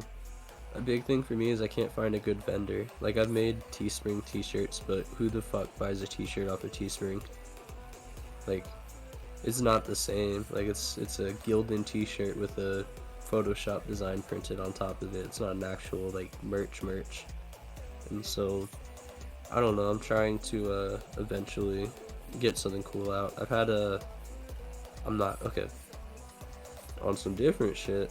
I want to get CDs out. There's been a couple of opportunities I've had. There's a record label in Portland that's offered to do like 2 different CDs for me. The most recent album, actually, I was talking about doing a CD release like half a year ago, but it just never fell through. I wasn't ready to drop it at the time. Like, I don't know, it just wasn't really something I wanted out in the world yet. But CDs eventually. I don't know. I think it'd be cool. I like CDs. I know like most people listen to music on headphones or Bluetooth, but it's still cool to like physically hold my music. Merch coming soon. You said it. Hopefully. The big thing is I just can't find a vendor. Like, there's a 1 or 2 Spaz Team shirts that I was looking at trying to like design and whatnot. But my thing is I couldn't get a vendor for it. And that's one thing that like Nosgov struggles with too with a lot of things, is like finding someone to trust to like combine and like work on that shit. And so we just never really did anything with the shirt because it was just like a Photoshop design I did, and it was a dumb one too. Hell yeah. Well, I'm expecting merch very soon, so you know. On some different shit, did you ever what happened with that package? I still haven't received it. Like, what about the address is wrong? I think I don't think I put the apartment number on it. I'm not gonna lie, Oh, that makes sense. but I think it's on the way back, and I will reship it once it arrives for sure. I don't mean it like that. I'm grateful for the thought even. I just was I've been watching that for the past couple of days ever since you texted me about it, and I had, every day I run to the mailbox, I'm not seeing it, and so Yeah, lame. they don't like it when you're not. I don't know. Whatever. I mean, it makes sense. I live in such a confusing spot. Like, so, I live in townhomes. You know, like townhomes? Mm-hmm. Yeah, I live in like all the like a little like secluded duplex area, and so it gets really confusing because all of the houses look the exact same and they all have the same street number, but there's like 100 something houses on this street, like just in this cul-de-sac, and so it's just like without having the cul-de-sac, I guess, like the unit number, you'd see like there's 400 something addresses placed on this fucking street in like such a condensed area too. We need like a rezlaine listening party for real. So every time I have an album release, it's this, I joke about it with my friends because usually like Monday nights or Friday nights, and those are usually my drop, or Friday night, yeah, those are usually like my drop days. And so occasionally like we'll be drinking and I'll put like a song or two on and then like stop fucking with it. It's weird. I don't like my music that much when I'm drunk. It's not that it's bad, it's just I've already heard it a million times. I cannot It's one find thing your too, song. What the hell? Which one are you looking for? It's called "I'm Sorry." Did you know I'm like, I don't have Spotify. I've got YouTube Premium. Dubsky? I got it does like a YouTube Wrapped type thing, you know, like Spotify Wrapped. And your song "I'm Sorry" was like my third most played song or something. Is it the guitar one or is it the rage one? I don't know. Let me try to pull it up. But how do I search and get that song? Well, I have it's kind of a pain in the ass because I have two songs titled that. Let me try to pull them both up. I wish I could search in your account. Like, it's on my YouTube liked, but I'm not putting that up on stream for sure. That's valid. That's valid. I wish I could search inside your. Let's see, I have this one. I'm sending this. It could be this one. It's like a picture of you with like a hat on, I think. Is what the. Oh, I know which one you're talking about. There we go. That's all we needed there. Let me pull it up. I know which one you're talking about.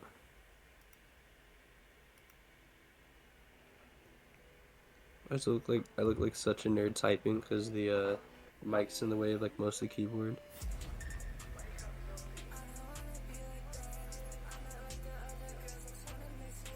Found it. I put it in chat.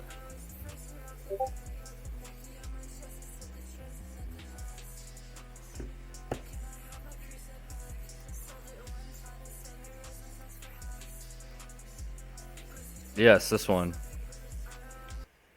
Bro. Another one more shout out too. Shout out by OK. I'm lagging. I lag so much. I like their beats a lot. They're cool. They make weird shit. I had 2 of their tracks on Soliloquy. I liked all the tracks on Soliloquy. That was one of those that just like hit for me. I don't know if you can see that. I can't. What is that? That's the YouTube Wrapped. Oh shit. Send me a screenshot of it maybe. Oh, I see it there. I see it. Oh shit. I don't know if you can see. It's harder to see, but number 1 is Bonsai, and number 2 is rezlaine. Bonsai is tight. Bonsai is someone who I really want to produce for, but I don't think I'm locked in like that quite yet. Bonsai is antisocial. I don't know. That's one thing too. I'm not gonna lie. I think I've DM'd them like twice to send beats. Because there's like occasionally like be an artist I really fuck with and I like immediately be like, oh, I want to work with you. Bonsai is one of those people for sure.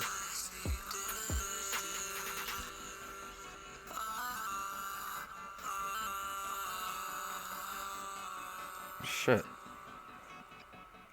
It's too dark in my room, and I didn't set up my lamp. Shit. It's dark as hell. Well, this his glasses don't fucking help. I got the light up. Hell yeah. He's menacing as fuck. Can I take a bong rip on my what? If you want.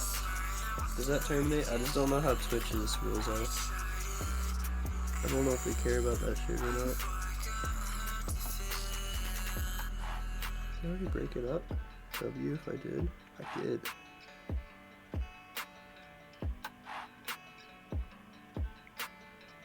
That was a good interview. You did some heavy lifting on this one.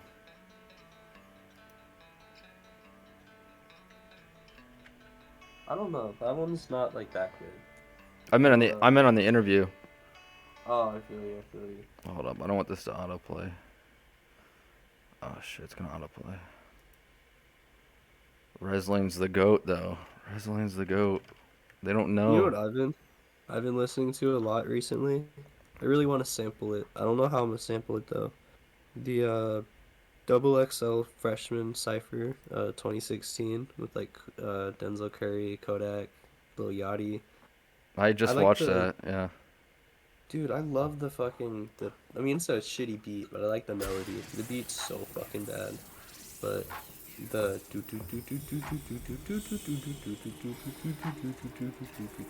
like that shit fucks. I want to like take it and try to make like an EDM song out of it, but I don't know.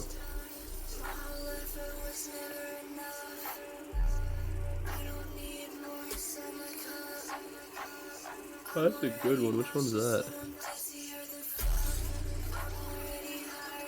I recognize that album or the EP. It's My Stomach Hurts. Yeah, that was a good EP.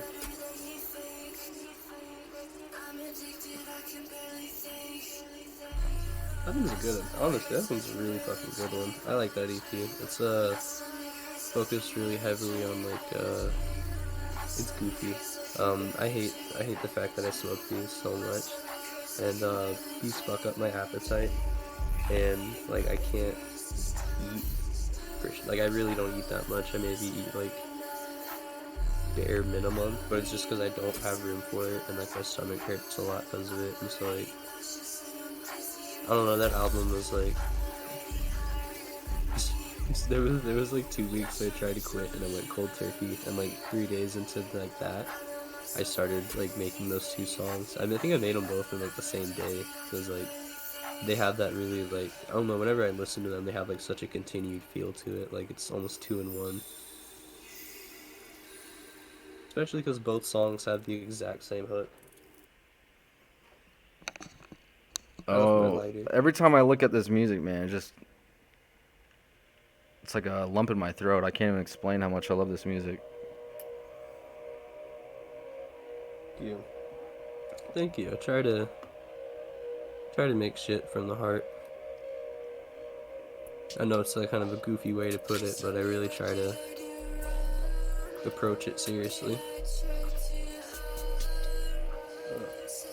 I have like a cut on my lip right now, it hurts.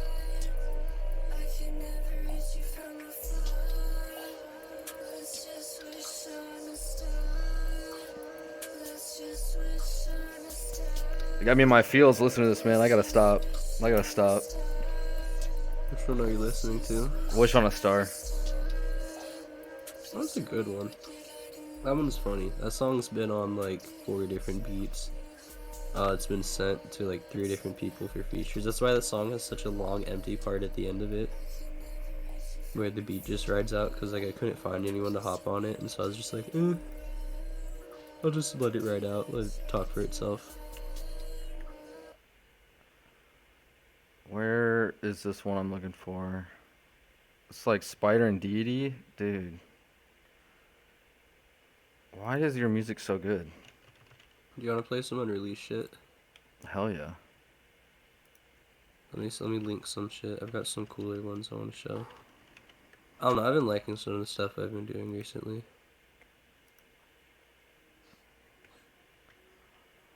The crying on the track. I like the crying. I- I use it. I worry I overuse it, but I really like it. No, I like it too. Why? Oh, I sent the wrong link. Fuck.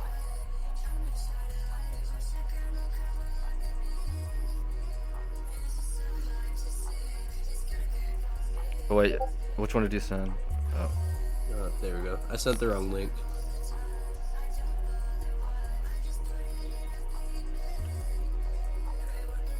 All right, let me.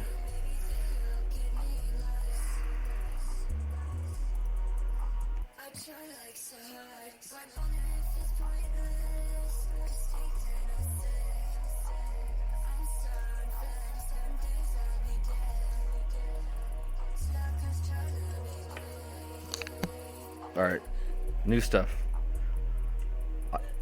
I kind of want to just finish this song though, because this is fire. Go for it. Go for it. Because it goes into the second part, right? Yeah, it goes to the second part.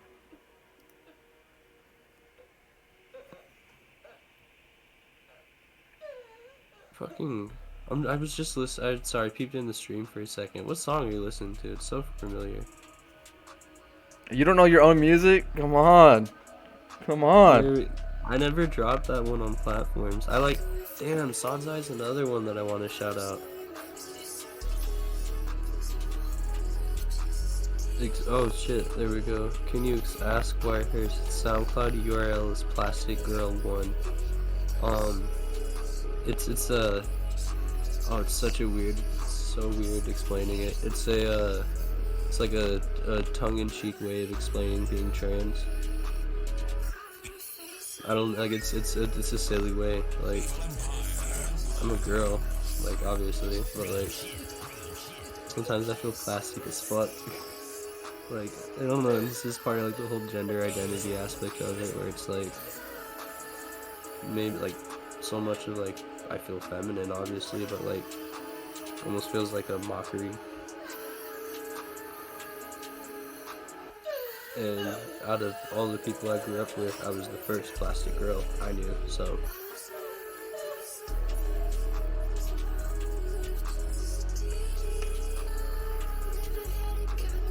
Well, that's a good question. Rez the Goat. New stuff right here. Right here, new. Yeah, this is that unreleased new. Getting premium fucking listening right here.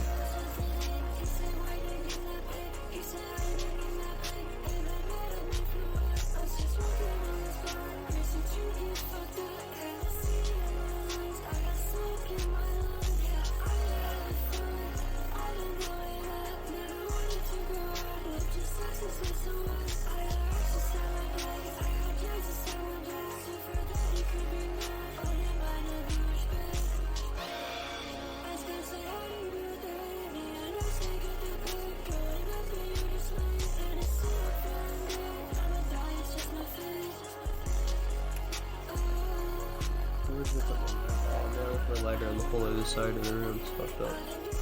You grab it real quick.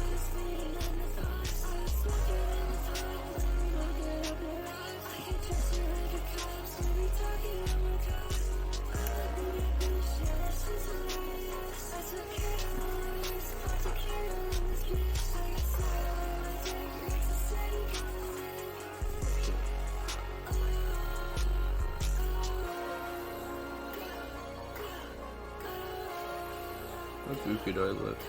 Goofy as fuck. You look good. You look fine.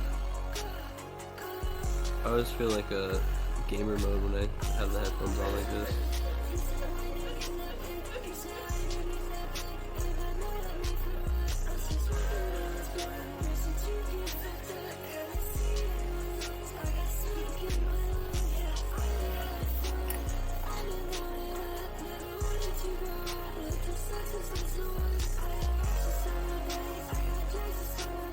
I'm glad you fuck with this one. I love this one. I'm really excited to drop this one.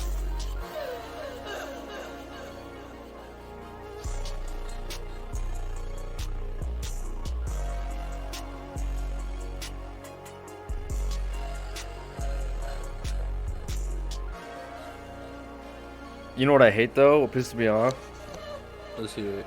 You'll be sending me music, and I'm like, I want to put this on my story. I want to put this on my post, and it's either not on the Instagram library or it's not released anywhere. I'm like, damn. If you want, I can just start sending you the MP3s on Discord, and you can just like edit them. And But I don't want to like take away your views. I'm not sure how that works, but I don't think so. I mean, unreleased songs and unreleased song. I mean, like when you listen to a lot of big songs, it's leaked. I sent another. I might have one more unreleased song. It's off of my album that I'm dropping in January, February. It's gonna be like an EDM club album. poggers.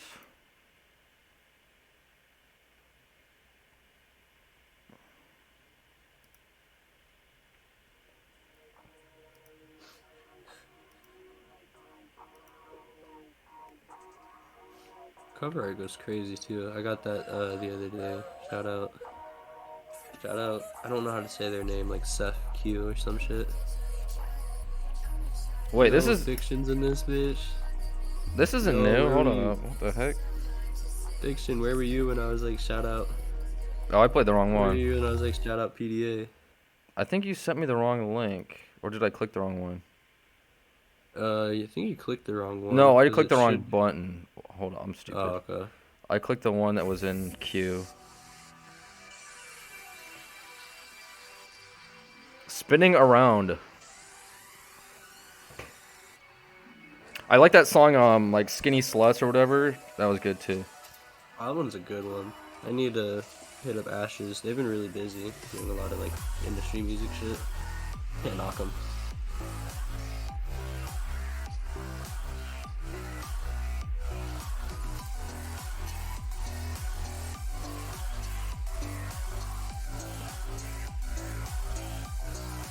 Took a picture. I'm sick as fuck. I don't want to like throw up on my episode.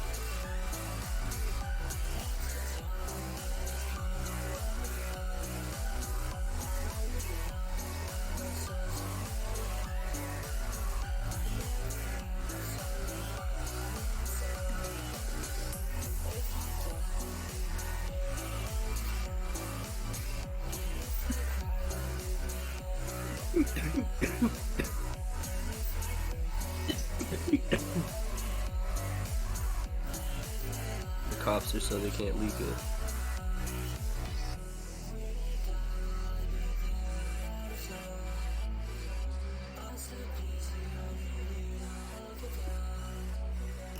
Paint with Willowcore is another good one too.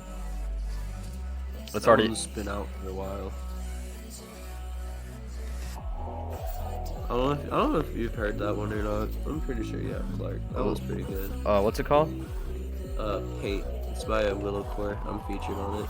That one's fucking. That one's good.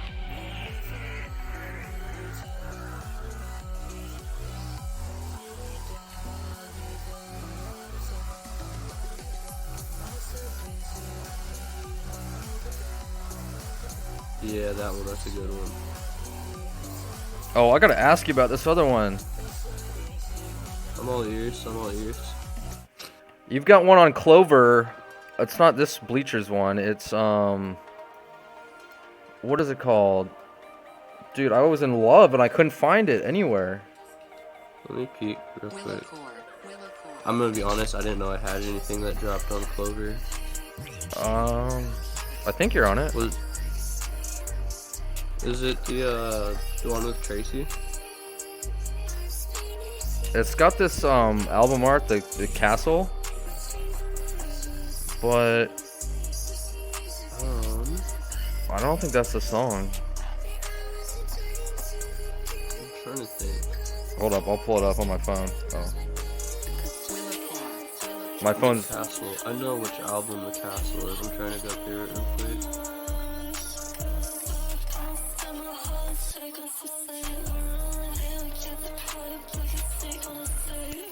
I'm not gonna lie, the album with the Castle is my favorite fucking album I've ever put out. Soliloquy.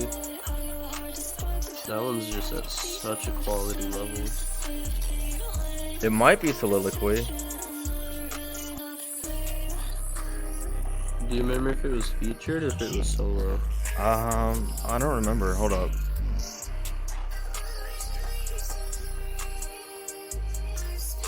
I gotta hold up.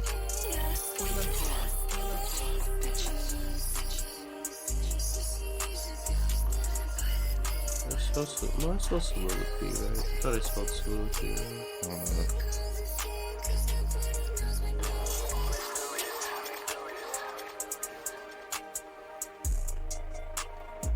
Because on that album I have one with Glowworm, I have one with Win XX.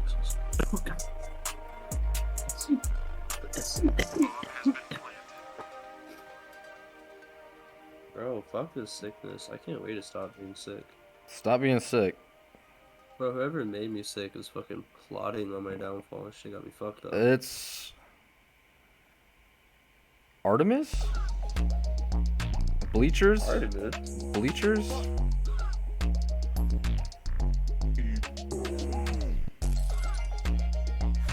Oh, you probably can't read that.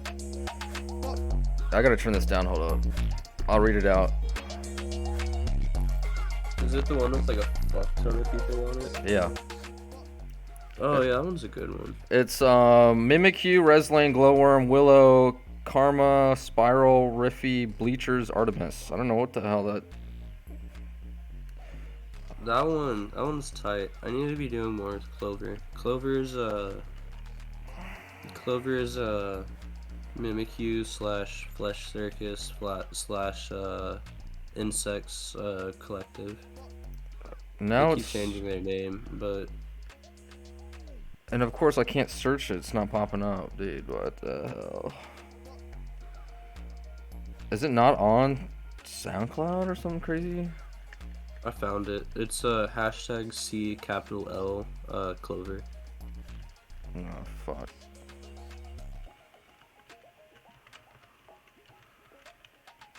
Damn, I haven't heard this one in forever. This one's pretty crazy. It's super crazy. Here it is. This shit had me flying. Yeah, I don't know why I never got back in anything like this.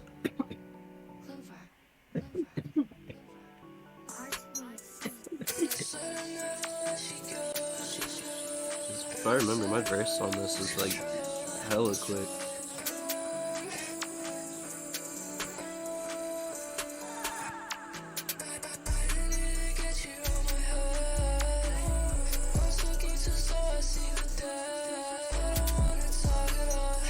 Okay, so I just did a quick dive through it.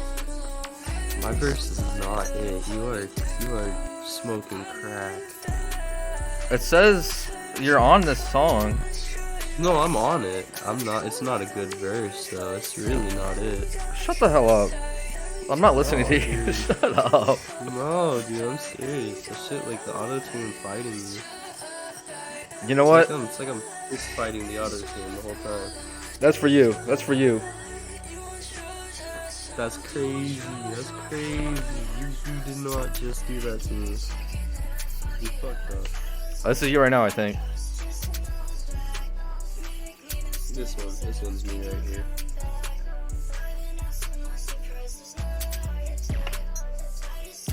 And they got like a little silencer sound on it. That's fire. Yeah, I remember putting them.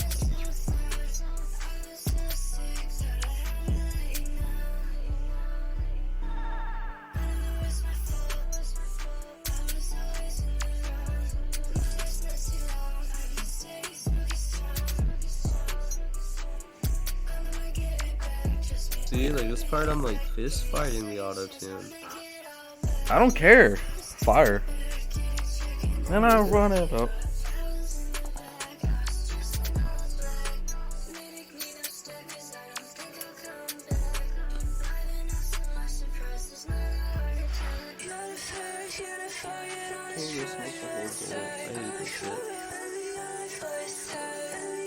Bring back this.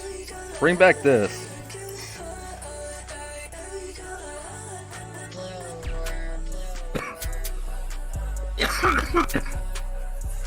Clover's doing the Clover right now is doing like a soft revival. I haven't like fully done much with it. I think Harleen dropped the song recently. Tell Harleen to put this on streaming because I need this. Harleen don't even like making music. I'm not telling fucking her to do anything. I'm not gonna lie, I'm just as guilty. Me and Harleen have an unreleased EP that I haven't done any of my verses for.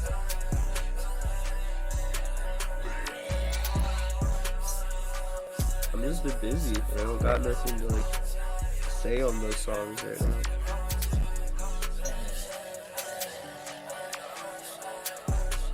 You know how Switch has like this really like ironed out sound and shit.